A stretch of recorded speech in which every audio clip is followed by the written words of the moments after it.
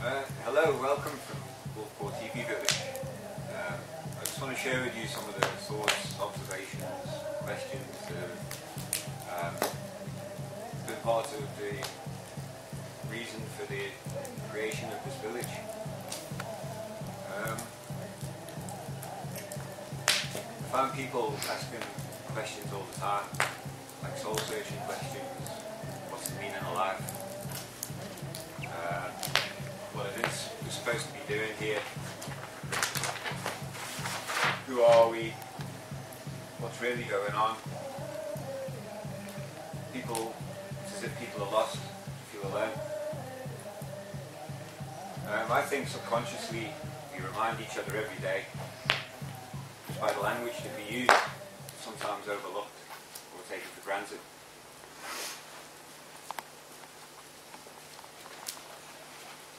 If you were to ask someone from the Red Nation, if you were to ask these questions, they'd tell you to remember. They believe in their culture, like a lot of cultures, that we made that choice to be here. We made an agreement with the Great Spirit, and some sort of a spiritual contract, and that all our life has a reason here. During the Hopi ceremony, when they welcome a new child to the earth, the priest or shaman will tap 7 times on the forehead and tell the child to remember. But what does science say about these questions? Scientists, quantum scientists, they describe the universe as being like a hologram. Like a 3D holographic image. If you've ever seen one of these images, it doesn't matter whereabouts you stand looking at the picture. You can walk around the hologram, or you can walk through it, and you'll still see the same image. You don't actually look at the hologram, you look into it. So they describe our world as being like a hologram. And scientists say that nothing remains still. Everything's always moving. And that the things that appear solid are actually made of tiny atoms. All these atoms, molecules, are things that make us. We all share these same makeup.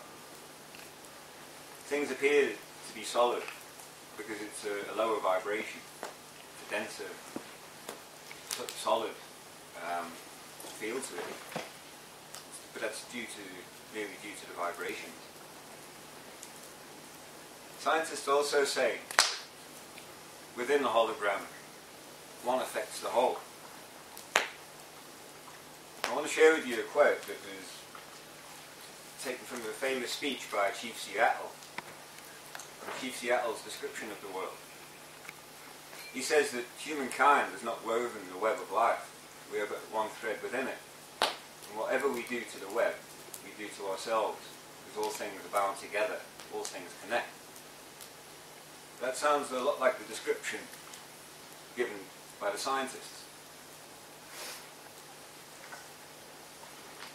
Scientists say that we project energy. We project it, we transmit it, and we receive it. Which brings me to the village project. This is what we are projecting here. This is the image that we hope, a reflection, a true reflection of who we are.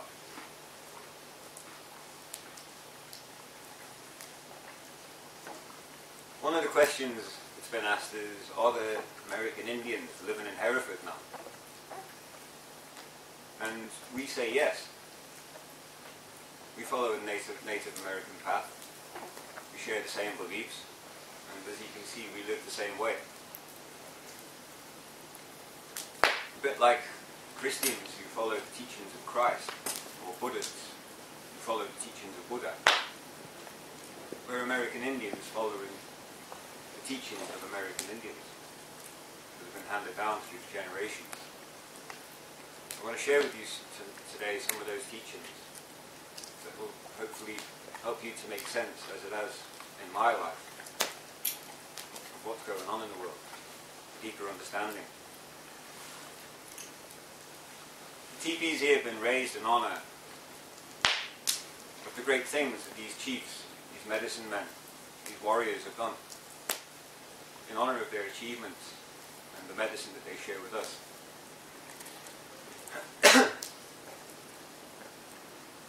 We're sitting at the moment in Black Elk Tipi, 30-foot ceremonial tipi. The other tipis around is a crazy horse. No moccasins, which was raised in honour of the great females of the matriarchal societies that these warriors followed.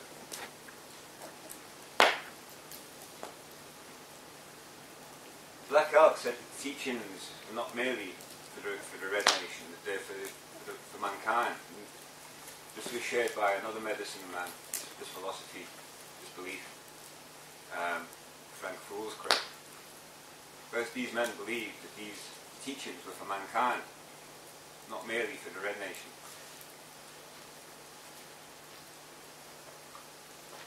You could say that the village is a reaction to the actions of civilization. All actions will provoke reactions.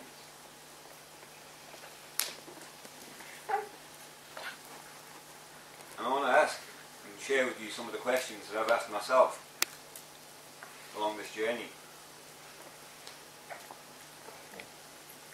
Do you believe that we're represented in our societies?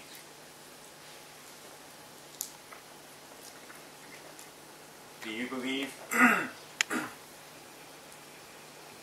that the leaders of civilization today are representing what you believe?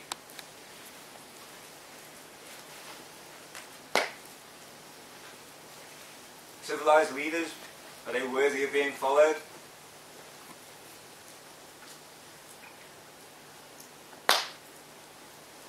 I just want to remind you that the old tribal leaders, the leaders who were followed, they earned their respect through doing honourable acts, not just on the battlefield, but within their communities. Great leaders like Crazy Horse are not just remembered for these acts on the battlefield. These also led the civilians. They cared and made sure that the elderly who couldn't hunt and provide for themselves had food and were warm, had good shelter. They did outstanding things for the community, and they earned feathers. One of the greatest honours was to receive an eagle feather. Each feather represents an honourable deed, an honourable act to the community. When they had 28 feathers, they were allowed to wear this as a bonnet, which is seen as the chief's bonnet. Sadly became known as the war bonnet. If you were to see a chief with a long trail of feathers, as many of them have, it shows how honourable that man is. It shows the strength of his character. Are the civilized leaders today, are they really doing honourable things? Are they looking after your best interests? Or are they lining their own pockets?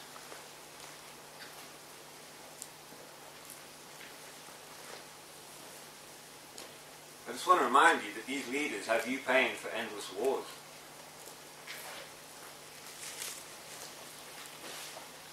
They cheat and swindle.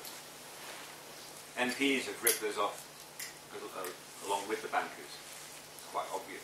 Everybody seems to know this stuff. They've been doing this for a long time.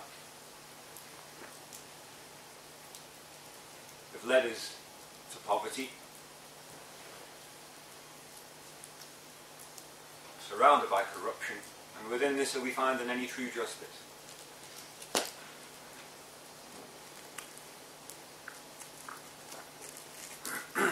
Big governments now, sponsored by big corporations. I want you to look at the word, the first four letters of the word, corp, which implies these corporations have no soul. Corpses don't have souls anymore. Who is reliant on who within this system? Who's dependent on who? They depend on you to give them the energy, to give them that spirit, to keep them alive, as it were. They're taking your energy.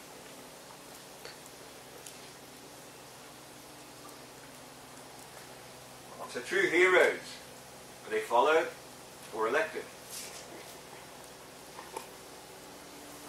The true heroes of the Red Nation were followed.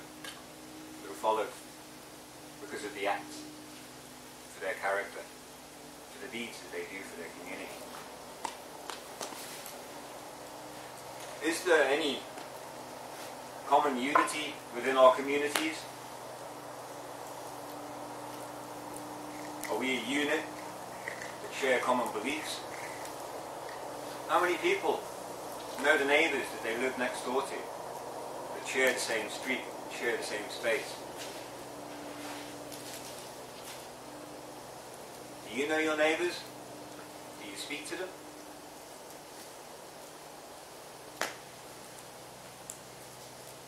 Reindeer, famous Lakota. I just want to share with you his perception of civilization. He said that before the white brothers arrived to make us civilized men, we didn't have any kind of prisons. Because of this we had no delinquents. Without a prison there can be no delinquents. We had no locks, nor keys, and therefore among us there were no thieves. When someone was so poor that he couldn't afford a horse, a tent, or a blanket, he would receive, in that case, receive it all as a gift. We were too uncivilized to give great importance to private property. We didn't know any kind of money, and consequently the value of a human being was not determined by his wealth. We had no written laws laid down, no lawyers, no politicians. Therefore, we were not able to cheat and swindle one another. We were really in bad shape before the white men arrived, and I don't know how to explain how we were able to manage without all these fundamental things that they tell us are so necessary for a civilized society.